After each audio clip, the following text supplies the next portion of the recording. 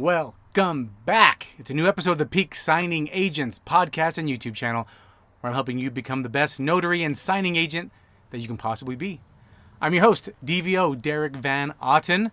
I'm also a worldwide signing service owner out of Utah. You can follow me at Peak Signing, and you can follow me on YouTube and any podcast platform. And if you don't mind while you're there, if you could please, whatever I want you to do, like, subscribe, follow, give it a thumbs up, give it a rating, whatever it asks you to do. If you don't mind doing that, I'd appreciate it. It just helps this be more foundable, discoverable, and by other notaries and signing agents so that we can all help each other grow and get better.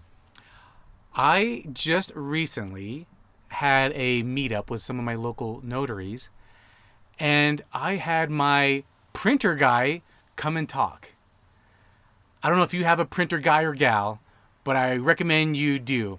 And I just wanted him to kind of share some tips and some maintenance that he thinks that we can all do to keep our printers running long, plus save us a ton of money. And he exceeded my expectations. He provided so much value, more than I thought. And I thought, wow, I need to share this with all of you. And I hope you also get the value that all of my notaries found it to be. I got my notes here so I make sure I don't miss anything. But real quick, I just want to remind you all that on this episode, I'm only specifically talking about maintenance and tips, not about what type of printer you should be getting. If you are interested in knowing about that, go to episode 119 of this YouTube channel or podcast, and I go into specifics there about printers, what you should be getting, what you should be looking for. All right, first thing I want to talk about are printer jams. There's a jam.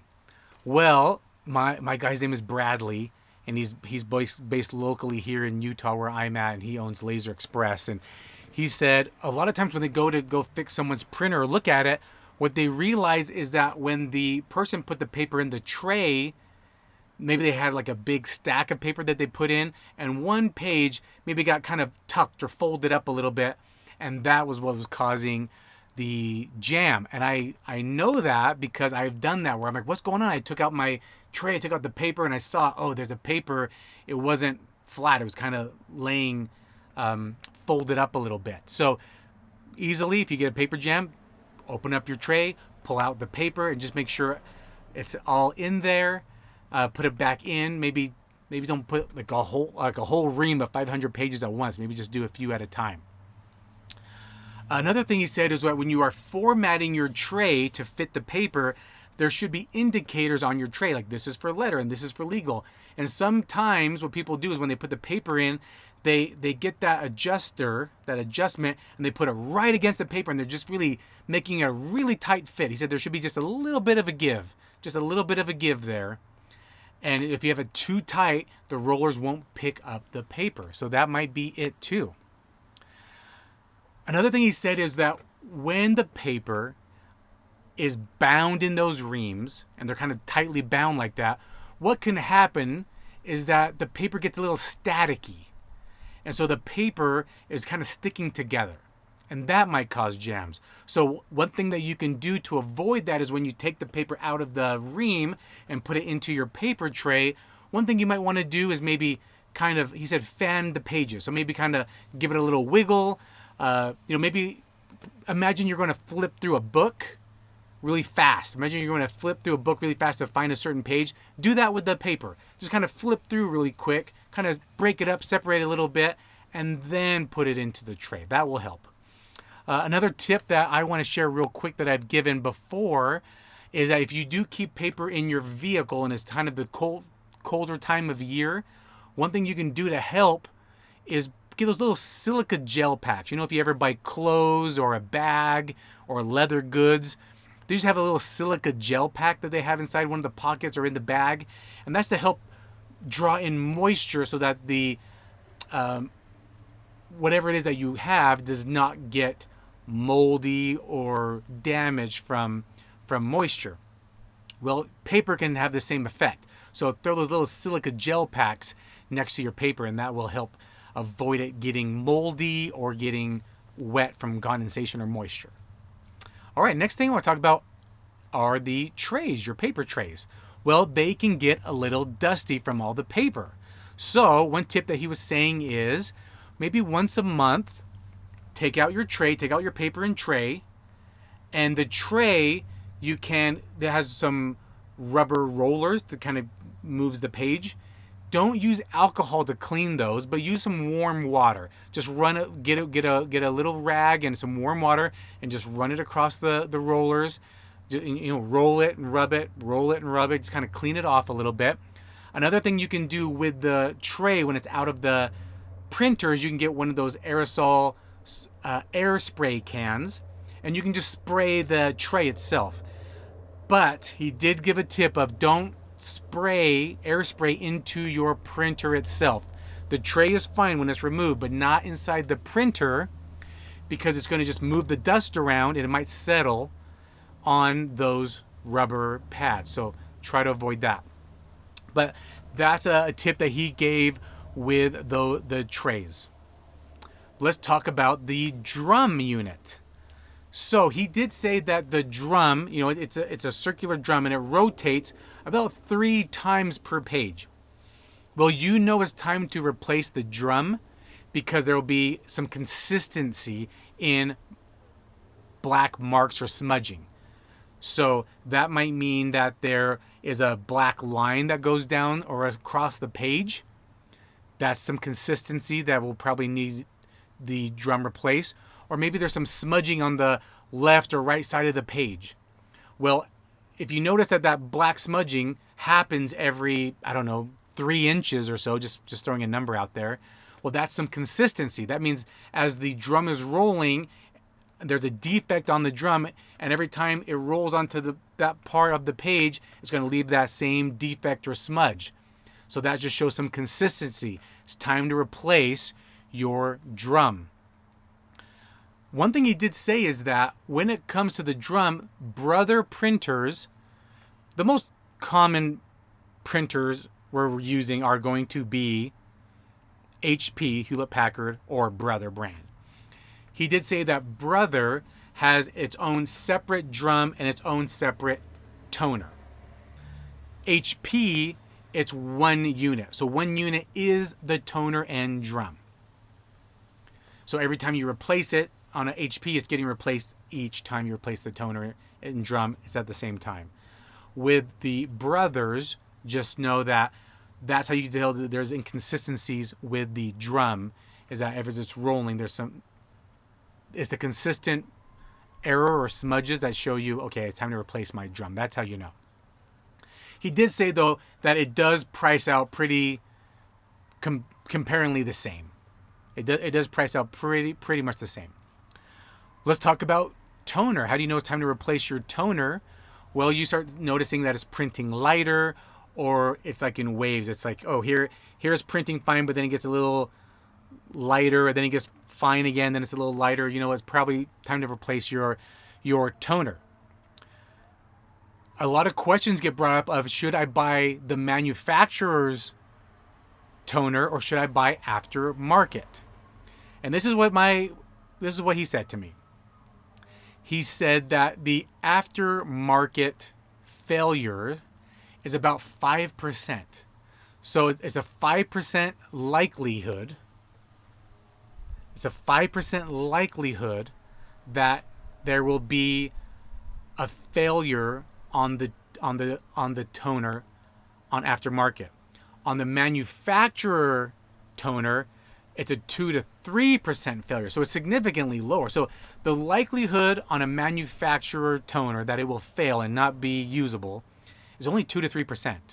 But aftermarket, it's only 5% likelihood that it will fail. So not a huge difference. He does say he sells more aftermarket than manufacturer toner, and he did say it's fine to use aftermarket toner. He said it is fine to use. Now, I'm just going to say something, maybe you're worried about your printer's warranty, and maybe there's a stipulation in your printer's warranty that says only use the manufacturer or else it is void. So, take that with a grain of salt. Another thing that he shared with us about toner that I did not know is the high yield. or is the page count, sorry, is the page count. So because every toner and every drum will say, this is good for so many pages. I'm just going to throw a number out there and say 5,000 pages. This toner is good for 5,000 pages. But then in the small print, it does say that it's 5% usage. Okay, and that's kind of weird, so bear with me. The usage so you have a sheet of paper and there's printing on it. That page count is based off of if you were printing about 5% of the page, something like that. Well, mortgage documents, you're printing out mortgage documents. It's a lot of legal jargon, so they're trying to fit as much as they can on that page. Well, mortgage documents are using about 8 to 10%. And that page count is saying if it was based off 5%. So if you're wondering, oh my goodness, it says I should be getting 5,000 pages per this toner, but I'm only getting like 3,000 pages. It's because you're actually using more than they think you're going to be using. Because printers are for everyone. It's not just for notaries and signing agents. So he did say that. So if it does seem like you are using your toner faster than it's recommending you would use on page count, that's because we are printing a lot more on the page. He also did say that the high yield is worth it. If you don't know what that means, high yield means you are able to print more on that toner and drum if you're using the high yield. It is more costly, but it does save you per page. So it does save you money overall because the price per page is cheaper on the high yield toner and drums. So he did say it is worth it to get the high yield. Also, if you're thinking about upgrading or changing out your printer, it is worth it for the faster speeds. So if you have a device that will print 40 pages per minute versus one that will print 60 or 70 pages per minute, it is well worth the upgrade because you will realize how much faster. So my printer guy, Bradley, he gifted me a high capacity printer. He gifted me one time an HP, and it prints like 60 to 70 pages a minute. And I had a brother, and boy, did that save me time. It prints so much faster. There is a significant change. I notice it. I like it. So I stick with the printers that do print faster. He said it's definitely worth the upgrade. Also, something to think about if you're going to be upgrading, make sure you are getting a monochrome printer. Do not get a color laser printer.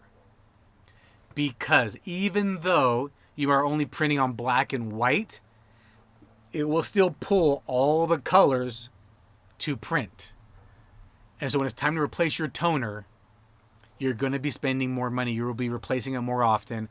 Don't waste the money in getting a color printer. Get the monochrome, get the black and white. It will save you money in the cost of the printer and in toner price. So, more tips for you. All right. Notifications that pop up on your printer. You might get notifications that say the toner is low or the toner is out. That is a page count thing. So you might not be out. It's just saying, hey, we noticed you've got this much and it's time to replace it. But if you notice that it's still printing fine, you can actually Google your model and find the reset code. There is a way to reset that page count. So he said, if you're getting a notification that the toner is low or the toner is out, and it won't allow you to print, it's saying, nope, we won't let you print anymore. You have to replace it. But you can tell that it's printing fine. It's a page count issue. Google your model number. There should be a way to reset it, and then you can continue using your toner. Now, you might get an issue that the fuser is out or broken, or your laser is out or broken. That is also a page count thing. After so many pages, that error will pop up.